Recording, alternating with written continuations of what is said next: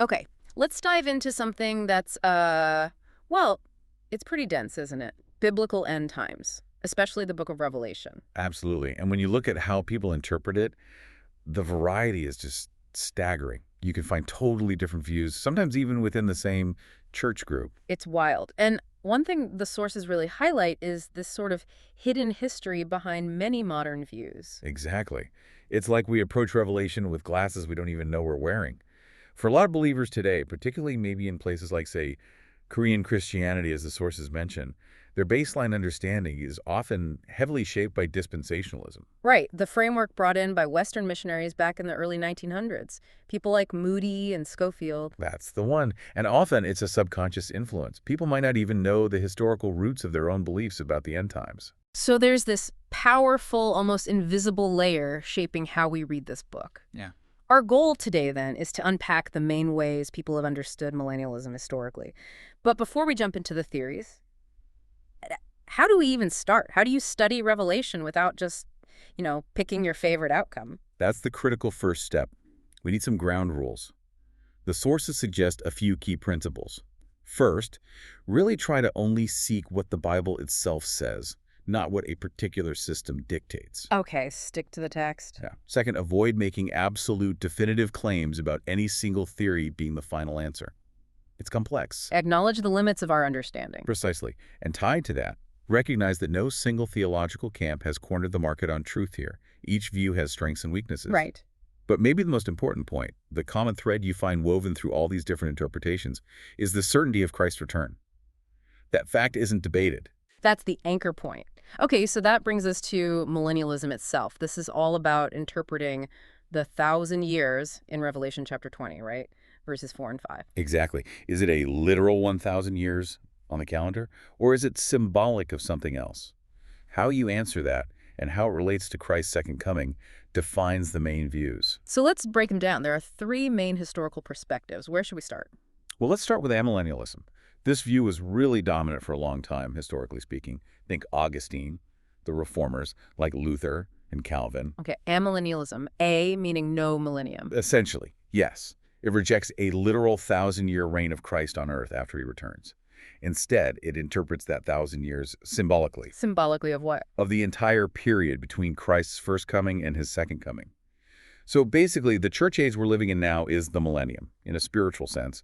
Christ reigns now through the church. Ah, okay. So for amillennialists, the second coming happens, and then immediately it's the final judgment and the new heavens and new earth. No distinct 1,000-year period on earth after that. Correct. It's a more straightforward timeline in that sense. First coming, church age, symbolic millennium, second coming, final judgment, eternity. Got it. What's next? Postmillennialism. Right. Postmillennialism. Post meaning the second coming happens after the millennium. So the millennium comes first. How? This view claims that the gospel's influence will gradually expand across the globe, leading to a long period of peace, prosperity, and righteousness on earth, a kind of symbolic golden age or paradise brought about by the church's work. Then, after this successful millennium, Christ returns. So the world gets progressively better before Jesus comes back. That's the core idea. Though, as the sources point out, this view has become, let's say, less popular in recent times, given, global events and what the Bible seems to say about difficulties increasing towards the end. Yeah, you can see why that might feel counterintuitive to some today. Okay, that brings us to the third major view. Premillennialism. Pre, meaning the second coming happens before the millennium. Exactly. Christ returns first, then the 1,000-year reign begins on earth. But here's where it gets even more divided. Premillennialism itself splits into two major camps, and the split hinges on the timing of the 7-year tribulation period described in Revelation. Okay, so both agree Christ comes back before the millennium, but they disagree about the tribulation. Precisely. First, you have historic premillennialism. This is the view found in much of the early church, before Augustine. It holds that Christ returns after the church goes through the Great Tribulation. So believers endure that 7-year period. Yes. All believers experience the tribulation.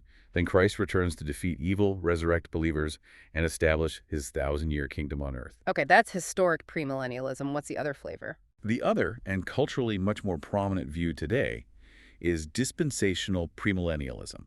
This emerged much later, really taking shape in the late 1800s with figures like Darby Schofield. And this is the one tied to the secret rapture idea. That's its most defining feature for many. Dispensationalism teaches that God deals with humanity through different eras or dispensations with distinct rules, particularly for Israel versus the church. Crucially, it teaches that believers, the church, are taken up to heaven raptured before the 7-year tribulation begins. The pre-tribulation rapture. Exactly. So the tribulation period is then primarily seen as a time of judgment for the non-believing world, and at times specifically focused on God's plan for national Israel, who are still on earth. After those 7 years, Christ returns publicly with the raptured believers to defeat his enemies and then establish the millennium. And this dispensational view with the pre-trib rapture, that's the one that really exploded in popular culture, right? Like the Left Behind books and movies. Absolutely. It's had a massive cultural footprint, far beyond what many people realize. It shapes a lot of subconscious assumptions about the end times. Wow, okay. So we've got amillennialism, no literal millennium, postmillennialism, millennium before the second coming, and premillennialism, millennium after the second coming, which itself splits into historic church goes through tribulation and dispensational, church raptured before tribulation. That's a lot to take in. It is.